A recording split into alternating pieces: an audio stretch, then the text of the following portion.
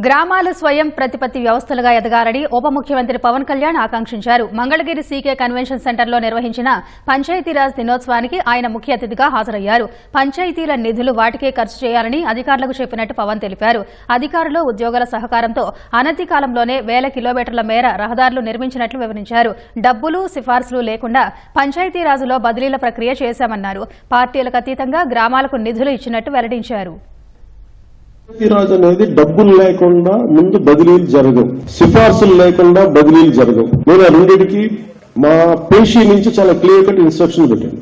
ఒక చిన్నపాటి పైరివీలు చేసినా గానీ ఇక్కడ ఎవరు దయచేసి ఉండదు, దయచేసి మీరు ఇక్కడి నుంచి వెళ్ళిపోయింది. ఎందుకంటే నాకు కింద దాకా అట్టడుగు శ్రామికుడు దాకా దీని ఫలితాలు పొందాలి అంటే ఎక్కడా కూడా లీడ్ చేసే వాళ్ళ దగ్గర నుంచి ఏ మాత్రం కూడా అసలు అలక్ష్యం లేకుండా లేదంటే పైరివీలు లేకుండా ఉండాలని చెప్పి నేను తీసుకున్న నిర్ణయం చాలా చాలా బలంగా అందరూ దీన్ని ముందుకు తీసుకున్నాను. నేను సమర్థతను వెతుక్కున్నాను.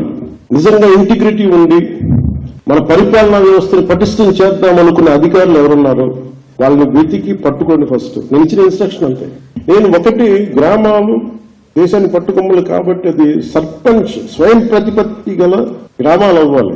కానీ దానికి చాలా కష్టసాధ్యమైంది ఏంటంటే ఒకటి గ్రామాలు, పంచాయతీలు రాజకీయాల్లో కూరుకుపోయినాయి, లేదంటే వర్గపోర్లో కూరుకుపోయినాయి, లేదంటే కులాల మధ్య కూరుకుపోయినాయి. వీటన్నిటినీ అధిగమించి ముందుకు వెళ్ళాలి అంటే ఖచ్చితంగా మనం ఇర్రెస్పెక్ట్ ద పార్టీస్. అందుకే రాగానే 10,000 గాని 25,000 గాని మన జాతీయ దినోత్సవానికి కావచ్చు, లేదంటే మన రిపబ్లిక్ డే కావచ్చు, ఇర్రెస్పెక్ట్ ఆఫ్ అక్కడ కూటమికి సంబంధించిన సర్పంచ్లే లేరు. దాదాపు 70-80% ఉంది. ఎందుకు ఆ భరోసా ఇవ్వడానికి ప్రయత్నం చేశామంటే ఇర్రెస్పెక్ట్ ఆఫ్ పాలిటిక్స్.